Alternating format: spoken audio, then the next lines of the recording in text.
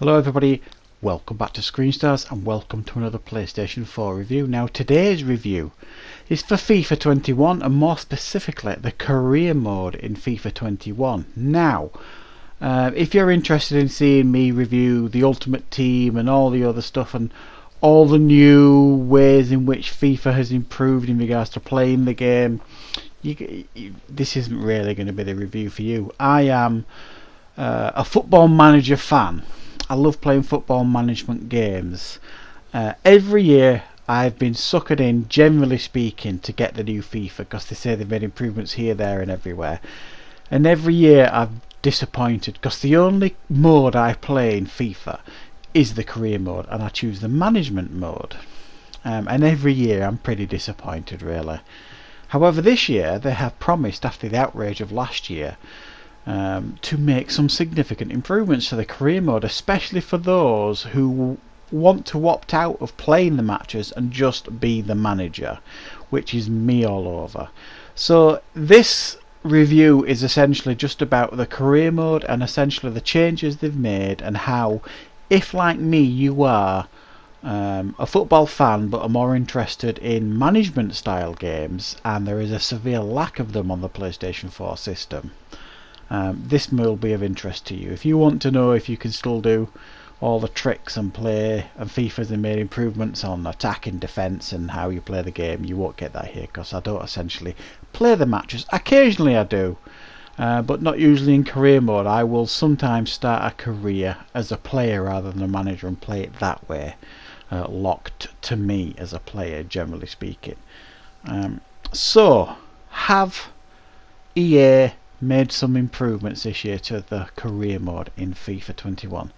Yes, they have. I would say they have made some quite significant improvements, and I will go over them now. Where to start really with this? I mean, they haven't overhauled it. I mean, the menu systems look very, very similar here. What they have changed here in regards to FIFA in the career mode is they've changed it so that even though you can still simulate weeks and months at an end if you really want to, if you want to micromanage pretty much every part of it and really be the manager, it moves on a day at a time now rather than weeks at a time sometimes if you don't want to do anything but skip. And the reason for that is there is now a more in-depth training system in place, and you've got like the match fitness and the match sharpness that you need to take into consideration.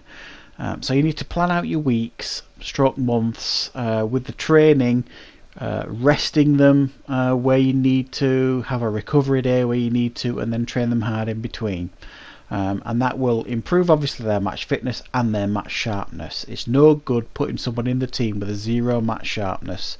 They're not going to be particularly effective. So you've got to, you can simulate through this. You know, you can do a quick sim, or you can actually go in and physically play the mini games if you want to, or you can just sim them and see what improvements your team make.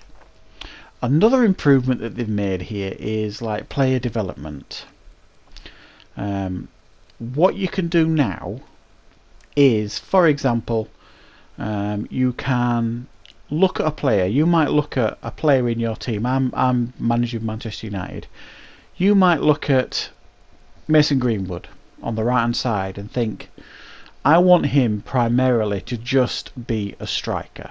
So you can train him heavily in his player development to just be a striker and nothing else, if you like, and it will tell you how many weeks that's going to take, and his position will be changed. Or if you want to do something really radical and turn Harry Maguire into a striker, it'd probably take a long time, but you can do that. You can change your players' positions now. You feel like you're in far more control, especially of the younger players. If you know you've got enough players on the left hand side and you've got this player that you still want to keep, you can retrain him to be a right winger or a central midfielder or something like that. So you do feel more hands-on now with this, and it is a really welcome addition. Another massive thing that they've changed is the match engine. So you can still go in and play these matches if you want, If you like playing FIFA, physically playing it and taking control of the team, you can still do that. There's no problem on the career mode at all. However, if you're like me and you're more into your management sims, there is now an option for you to sim the match, and it takes you to a very nostalgic feeling of being in Football Manager some years ago, and you can see, and you'll see it here right now, the match playing out very similar to that. But what really makes this mode is you still get commentary, so you feel like you're still at the match. You get commentary, it's relevant commentary. It even shouts out the names when someone scores, all that kind of stuff. You get the crowd noise. You can look at the fitness of your players' ratings, the stats, and you can at any point in this mode change your team, go into team management, make substitutions, change your formations. You can even change your game plan, so you can make yourself more attacking, more defensive. You've got complete control, and if the game is slipping away from you, or if you just fancy playing the game, you can jump in at any time. And this is really, really brilliant, and it's really seamless as well. You can jump into the action at any point. If they go 1-0 up and there's like 15 minutes left on the clock, and you really think you can get back into this game by playing it yourself, jump in and play it and try and win the game or get a draw.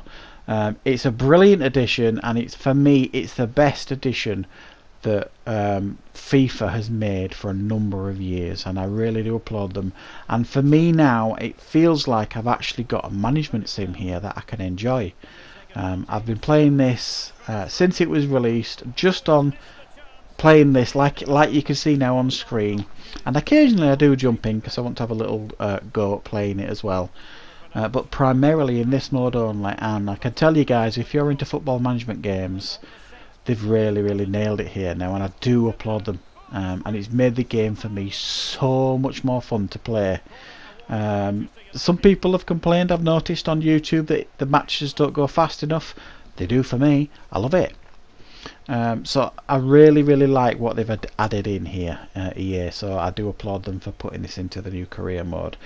All the other bells and whistles are here. You've got your cinematic press conferences, you've got your match reactions immediately after the matches. If you jump in and play the games, if you sim them only, you don't get your match reactions.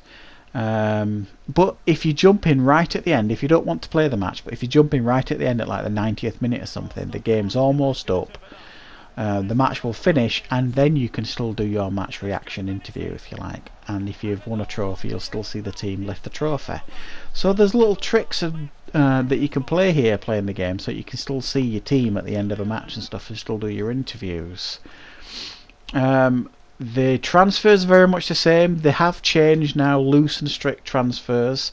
If you choose loose, you can pretty much sign whoever you want if you've got the money. If you choose strict, it's going to be far more difficult for you to sign any player that you want, and you certainly won't be able to buy players off your rivals and things like that. So it adds another layer of realism to the game, I suppose.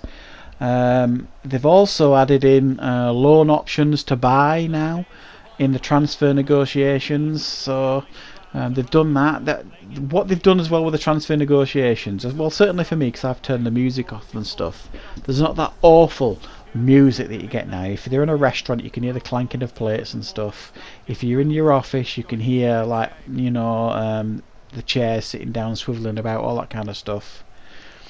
So they've made that a little bit more immersive, but it's still a bit weird with no voices and things, just looking at text. But I do appreciate still the transfer negotiations, that they might need to improve that a little bit next time. But I am pretty pleased this year with the changes they've made to career mode. I do think they've put quite a bit of effort in here, and I'm really pleased. For me, as a Football Manager fan, and there's no decent ones on the PlayStation 4, this is probably the best that you can get in regards to some form of football management sim now. So thank you very much, EA. You're not having a bad few weeks really with this one, are you? And Star Wars Rogue Squadrons. But just for the career mode only, I'm going to rate it 8 out of 10. I'm very pleased. I'm enjoying it, and I am going to put many more seasons into it. So there you go. That's my FIFA 21 review, the career mode. I hope you enjoyed this review and I hope you found it useful.